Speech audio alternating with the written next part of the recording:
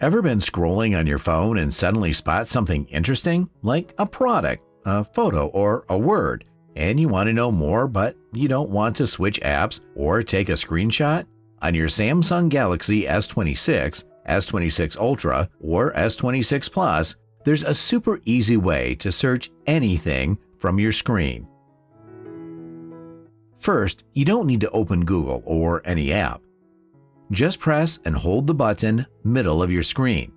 If you're using swipe gestures, press and hold your home button area. Now, it's really simple. Just circle, tap, or highlight anything you're curious about. It could be an image, a word, a place, or even something inside a video.